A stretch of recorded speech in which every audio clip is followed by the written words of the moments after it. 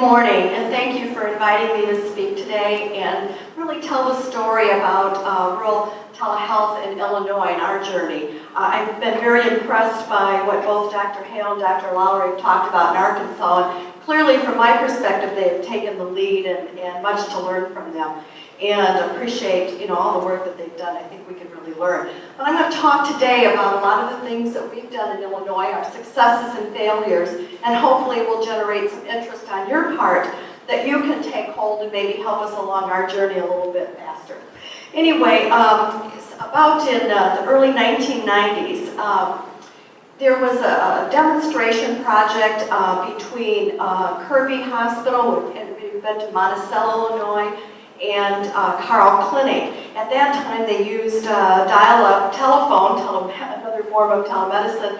And what happened at that point in the early 90s is that Carl Clinic provided emergency department coverage for Kirby Hospital, which is a small hospital, because they had a PA covering, a physician assistant covering that hospital in their emergency department. They were able to provide some additional follow-up and transfer and accommodations that way, and it really worked pretty well for the most part. And so this happened in the early 1990s, and I was involved in rural care. At that time, I was very much involved in the Illinois Rural Health Association and working as an assistant administrator at a small rural hospital. I was really gung-ho. I said, this is really going to take off. However, it really was slow to develop in Illinois. And I'm going to talk about some of those reasons and, and why, I don't know, and some reasons I think is why it happened. But, early on, we were impressed with some of the capabilities that we saw with the Carl experience, is that you could actually put a glove on it and you could feel somebody's face through telemedicine for dermatology, and you could do all the diagnostics, you could do the telescope and things like that. And so there were some small little projects going on. I remember Washington County Hospital, Nashville, Illinois, connected into Springfield to an oncologist, and they did that for a few months, and all of a sudden the oncologist decided he didn't want to do it anymore. So that was a journey. And then in the early 2000s, then you started seeing some evidence. I saw one of Dr. Lowry's slides had on stroke, where we saw some efforts going on with stroke, and that's really grown and it's been here today. But we really tried hard to get small projects going on, and they just really did not take off. And it's been pretty well university-driven in Illinois, and right now, probably the best efforts that we've had, and I'll talk about a little bit more, have been some telepsych services through a couple of our small hospitals with Southern Illinois University School of Medicine in Springfield. Anyway, that cost $20,000 to $30,000 to get a T1 line set up from one place to the other. I mean, that was really expensive. But in 2001, the Illinois Department of Public Health secured some funding to begin with some video conferencing. So what happened in Illinois, we had to back up and we had to figure out how we're going to learn about video conferencing, learn about telemedicine, kind of the old-fashioned way. And so they provided funds for what we call a critical access hospital. And those critical access hospitals who I work with, there are 25 beds or less, and they're located in small rural communities.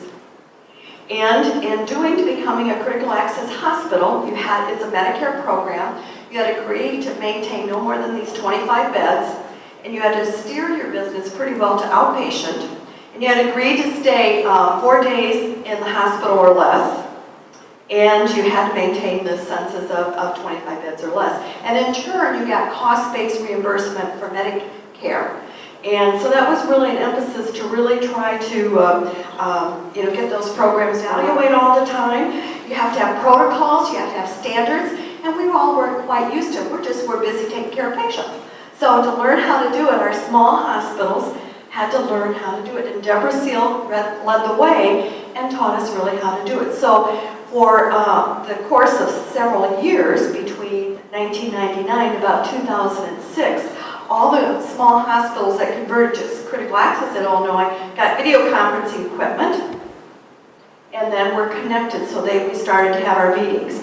And then SIU provided grand rounds and really trying to tease the hospitals to start using telemedicine. And they added a bridge so that you could actually connect places more than just 3 or 4 places. You could connect 30 places and so forth. So it was really a way to get going. And there have been other efforts, along the way in Illinois. We've done a lot with remote pharmacy, and of course teleradiology, as we've all talked about it, but it just really was slow to get started. Now, Deborah talked about, you can't see this very well, is if you look at a rural area, and I manage the 51 critical access hospitals, which in a couple more days will be 52. If you look around there, you can't see it from the top of Illinois to the bottom of Illinois, these are the small little dots up there, are critical access hospitals. And they're out in communities, and there's a couple there. I see Dave Williams from Benton, and they have a place in their community, and certainly capacity to connect in now, because they really had a good understanding of video conferencing and the capabilities. So then you move to what you call opportunities. Okay, what are really the opportunities in Illinois, and what could we do as a network? If you had 52 hospitals all connected together, what could you do? And we really have just scraped the surface, because we could really do a lot together. What we're doing right now is we're trying to work with a company, and we're going to pool our funds, because I talked about that $10,000 a month for 24/7 coverage of certain services. We're going to see if we can pull maybe 5 to 7 hospitals and do a regional approach, because we have really trouble with behavioral health on the weekends and during the week of finding somebody to cover people with psychiatric and disorders, and when they come in our emergency department, we don't know what to do with them. So we're looking at, can we bring 5 to 7 hospitals, pool our funds, and connect into a service to provide all those 7 hospitals with 24/7 services, and then pay as you go. So there's really opportunities there. And then could you look at some central scheduling? Could you not, set up a scheduling system that you could do from that point? With healthcare reform, there's an opportunity to education and really work with our providers. And as they've talked, both the physicians talked about the Medicare and Medicaid reimbursement and local health for nursing homes and rural health clinics. Could not small rural hospitals reach out to those places? And we talked about the ICUs.